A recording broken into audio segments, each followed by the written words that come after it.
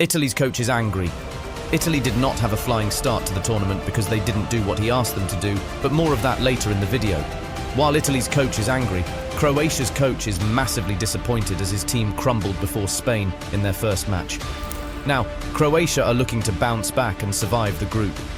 Italy also wants to advance to the knockout stage and win the trophy again. This is the battle between two powerful ambitions. Whose is bigger? Who will win? Who will take the step to European greatness? Welcome back to the football pit. Croaking Croatia.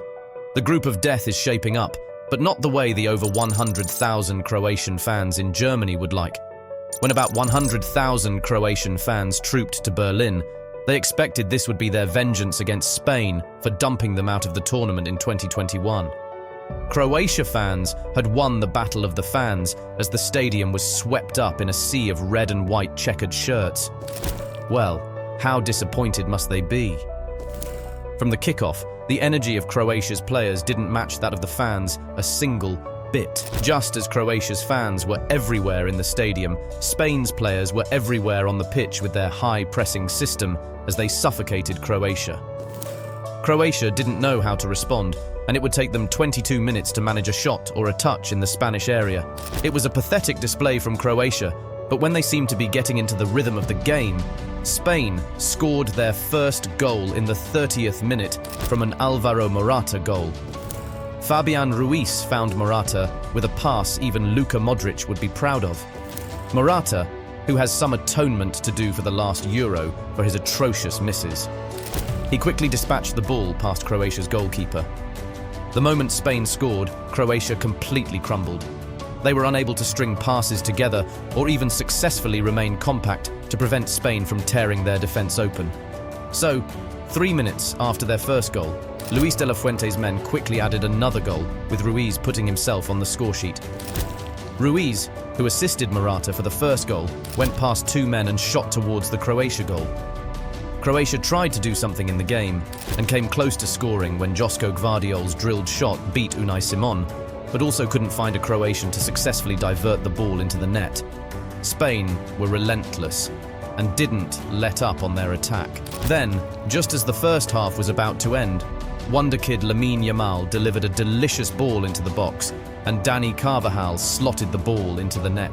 Yamal, who set the record for being the youngest player ever in the Euro at 16 years and 338 days, also became the youngest player ever to have an assist in the competition. He even almost topped the assist with a goal, but he just failed to get past Croatia's goalkeeper. There's more to Yamal in that game, but we'll save that for later in the video. Croatia wanted to leave the match with some dignity when Rodri bumped into a Croatian player in the penalty area, but Croatia couldn't score from the penalty as VAR added to the drama and cancelled the penalty due to encroachment into the area. It was just not Croatia's day, and their coach's disappointment is understandable. Croatia's coach said after the match that his team had started the competition incorrectly. He commented that his team didn't have the energy and aggression and were also very sloppy in possession. However, the coach firmly believes that his team can still make it out of this group of death. So does veteran player Luka Modric. Will their belief be enough? Will Croatia manage to turn things around? Well, to do that, they have to beat Italy. Italy's shaky beginning. After Italy's first match against Albania, their coach, Luciano Spalletti, wasn't pleased, and we'll get to that soon. Italy started the game by being part of a new Euro record. What do I mean? Before the first minute of the game, Italy got a throw-in their own half. When Federico Di Marco threw the ball in, he miscalculated, and Bastoni was caught off guard when Nedim Bajrami latched onto the ball to deliver a vicious strike past Donnarumma after just 23 seconds. That goal became the fastest goal in Euro history, beating Dmitry Kirichenko, Russia's record scorer, who scored in 67 seconds in the 2004 Euro. Before that goal, Albania had only ever scored once in a major tournament, and having their second against the current holders of the Euro would be forever regarded as historic for Albanians. After that goal, Albania immediately switched to protecting their slender lead, but they weren't the only ones who switched in that match. Italy got their groove back, and after the 11th minute, they scored to make it 1-1. The Albanians slipped up and left Alessandro Bastoni unmarked as he headed in a Lorenzo Pellegrini's superb cross. Before Albania could gather themselves and prevent Italy's attack, Niccolò Barella added the second just 5 minutes later. After that, the Albanians became resolute, and Italy found it difficult to break them down. Still, Italy came close to increasing their lead, but Albania's goalkeeper was classy throughout the game. He prevented Davide Fratesi from scoring what would have been a contender for goal of the tournament. He also stopped Gianluca Scamacca's close-range effort. The goalkeeper's efforts gave Albania a lifeline in the game, and they began to push for an equaliser as the game neared an end.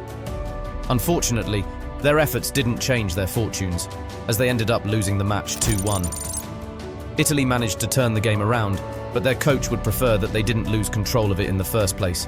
After the game, Spalletti, while expressing happiness with his squad, revealed his displeasure with the lack of aggression. Italy had over 70% of possession, and Spalletti wanted more than possession. He believed holding onto the ball more than usual prevented Italy from going for the kill. With greatest respect to the coach, while he is correct about the need for Italy to be more aggressive, he also has to consider that Albania sat deep, and with that, Italy will have more possession. What I believe Italy can do is to be more clinical. If they had managed to take their chances against Albania and scored about 4 goals, no one would remember that they had even gone behind. The narrative would be that they were off to a flying start defending their title. Italy have a chance to change the narrative by beating a battered Croatia in their next match. Will they be able to do that? Who will win? Croatia risk crashing out of the Euro in the group stage after their loss to Spain. They would need a strong performance if they are going to beat Italy.